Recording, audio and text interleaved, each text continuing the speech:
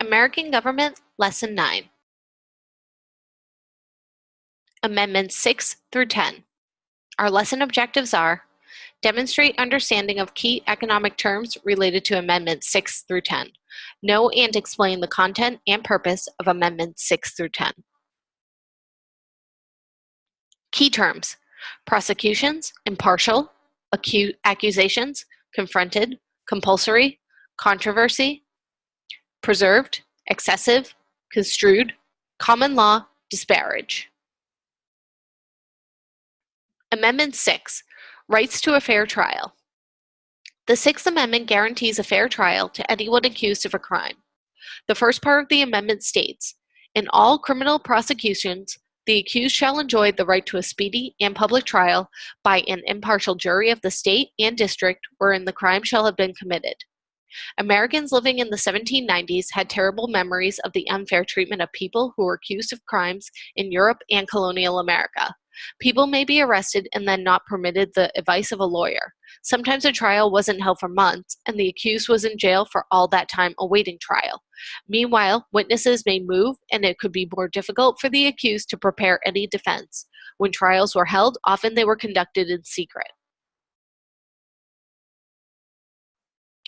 The next part of the Sixth Amendment states that the accused shall be informed of the nature and cause of the accusation. Americans in 1791 remembered that people in Europe and in the colonies had sometimes been put on trial without knowing the charges against them. This made it nearly impossible to prepare a proper defense. The third part of the Sixth Amendment states that the accused shall have the right to be confronted with the witnesses against him.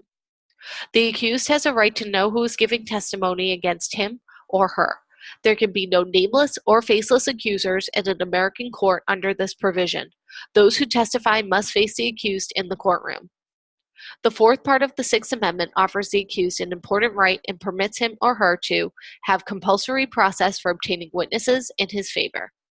The court may compel witnesses favorable to the defense to testify. This is done by serving an unwilling witness with a court order called the subpoena. The subpoena makes it compulsory for the person served to testify in court. Of course, a person who is served a subpoena is also entitled to legal protection. Such witnesses need not testify if what they say might cause them to be arrested. In this type of case, they may seek protection against self-incrimination by citing the Fifth Amendment. The final part of the Sixth Amendment states the right of the accused to have the assistance of counsel in his defense. This is the most important right. Lawyers are trained in the points of law and skilled in examining witnesses. They also have the skills required to cross-examine those witnesses who testify against the accused. Without a lawyer, known as counsel, the accused might not be aware of his or her rights. Amendment 7, Rights in Civil Cases.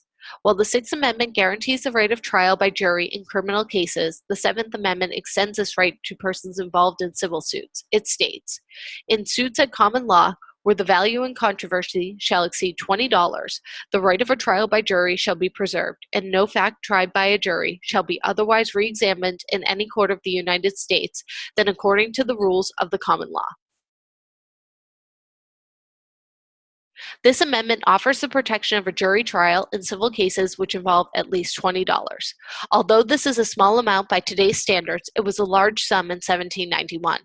Today, few people would seek a jury trial in cases involving $20. However, people involved in cases where small sums are at issue have the right to proceed without jury trial if both parties to the controversy agree.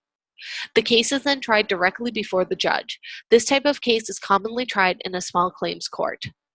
Amendment 8, Bails, Fines, and Punishments.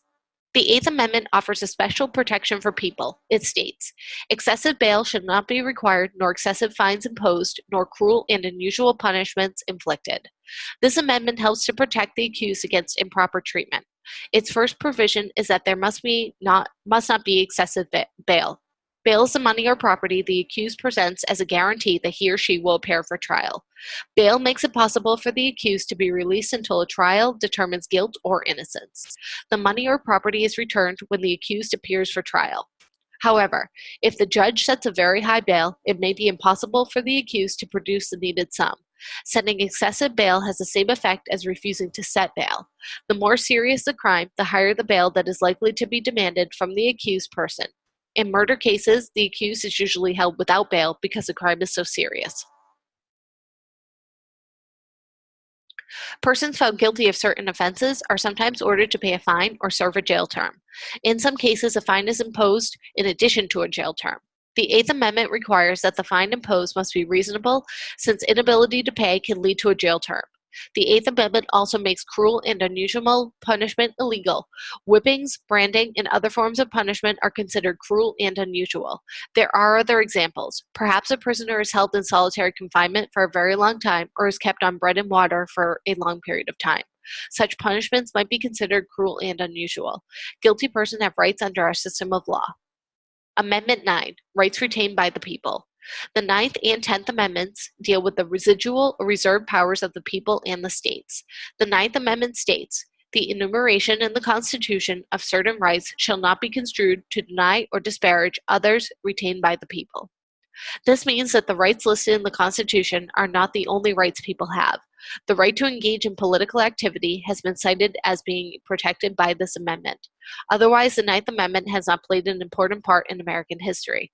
However, it stands as an example of how the American people in 1791 wanted to secure future rights. Amendment 10, Powers retained by the states and the people. The 10th Amendment was also intended to protect Americans in the future. It states, the powers not delegated to the United States by the Constitution, nor prohibited by it to the states, are reserved to the states respectively or to the people. The Constitution lists the powers delegated to the federal government. It also lists the powers denied to the federal government and the state governments. However, the Constitution does not list the powers delegated to the state governments.